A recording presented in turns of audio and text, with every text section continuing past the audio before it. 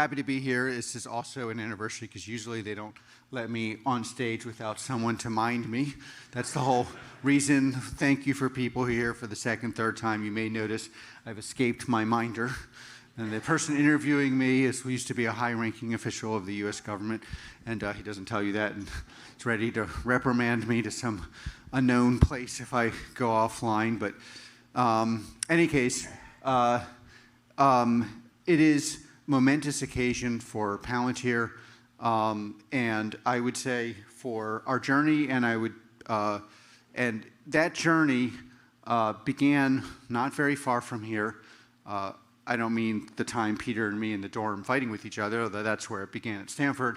And it really began with a central set of ideas, of course, the most important one of which was we've got to make our institutions actually work, which means you put less into the system than you get out. A very simple idea. Every business in this room works on that internally. You build something efficiently that's better than your competition in a way where you get a margin.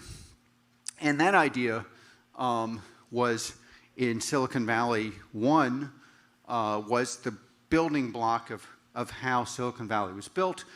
It meant you built things for the US government, they actually became valuable, and then you sold them to primarily to America and the rest of the world. And because you had done all this high-end R&D, and not just done it, but done it in a way where it actually worked with the most interesting, innovative people in the world doing it, you could take those products to the world. And that actually is what built a lot of what made things work in this country really well and brought our country together in so many ways and has led to a dominance it's like this weird thing where 84% of the top 50 companies in the world are American, and almost all of them that were started here. And then ways of doing things, ways of working together, ways of innovating that were unique. And then, of course, we lost that and had a wave where basically people built technologies where the person they're selling it to was de facto the host, and the people selling it were de facto parasitic. And that's what consumer internet basically is. You enjoy yourself, they make all the money, and you get slower and dumber, and you enjoy it. So it's like I'm getting slower, I'm getting dumber, and every day I enjoy it more somehow. It's like the slowness, exercise for my mind, don't need that. And this company and the products we built, leaving aside the kind of pro-West thing that I'm very proud of, was built on the simple idea that our US government clients primarily, although we have allies from almost every country in the world using our product, would get more value from the product than what they were paying for. It would not only make their institution work, but it would work better. So the first product we built was built to increase civil liberties and decrease terrorism at a cost that is very small for what we built.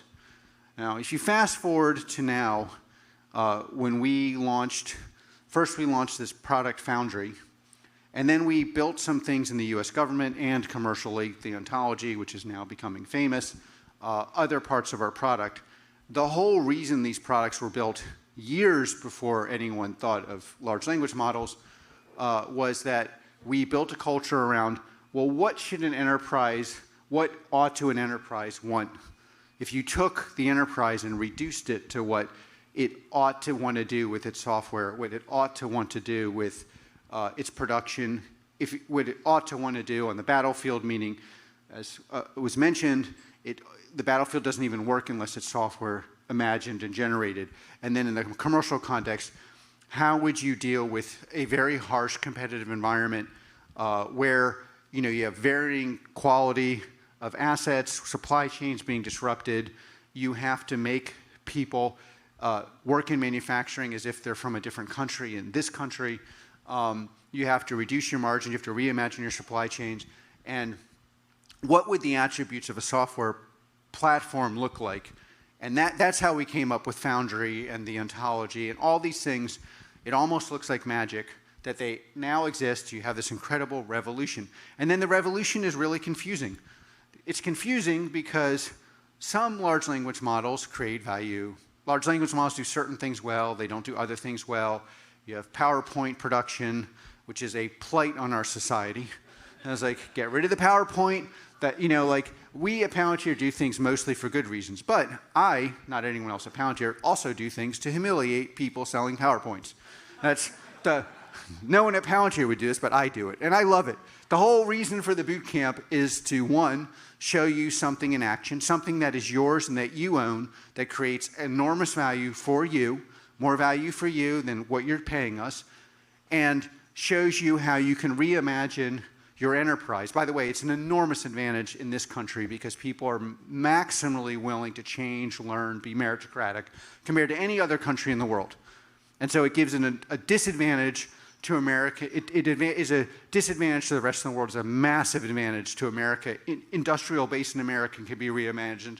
Enterprises can be rebuilt. The rest of the world is not moving this quick for lots of reasons we could go into. It's a massive advantage for our warfighters, people protecting us because they can reimagine it. And I have to admit, it's very humiliating to people selling PowerPoints and steak dinners, which I love. And I think, by the way, when you guys are also tired of, you can get a steak dinner yourself. You don't need the steak dinner. You all can buy it yourself. How about your enterprise reimagined and no steak dinner? That's what Palantir is offering. And I find it super gratifying that we at Palantir and you, our partners, many of whom I've met here or will meet, are playing an enormous role in a crazy and interesting revolution. Much bigger. You know, so the other thing, the reason why people don't realize the revolution is people assume a revolution is associated with long, off-colored hair and psychedelic drugs. And some people here have that. But it's not. It's like, actually, this revolution is being driven by people in this room, and it is going to have an enormous impact on America, on the rest of the world. And the other thing about this that's really cool is mostly, since a lot of these things people talk about weren't really true, you could wait. But what really is happening here is the early movers are going to move much quicker and much faster. And those, by the way, we have a whole bunch of people in London who are here. So this is like America, England, all these places galvanizing. But the early movers are going to have an enormous advantage over the people that wait, precisely because the incremental value is not incremental. And it's like every day you wait is a day where you can't catch up. That's the advantage of Silicon Valley over the rest of and America over the rest of the world. That's the advantage of Palantir, given that we built these things. And quite frankly, that's the advantage of everyone sitting in this room, that you can actually begin to reimagine, rebuild your enterprise in hours, while somebody else around the world is hearing from somebody who's telling him this stuff isn't real. And with that, I'd like to welcome you. It's tremendously exciting. For me, it's like a real high point to be back in Palo Alto with such a tremendous group of people and my Palantirian colleagues. We have a really good vibe on our end. You know, and most people at Palantir didn't get to do a lot of winning in high school. So it's kind of nice. It's a new vibe. It's a new vibe. Yeah. So, in any case, with that, very, very, very welcome. Very happy you're here, and yeah, glad to be partnered with you. Bye.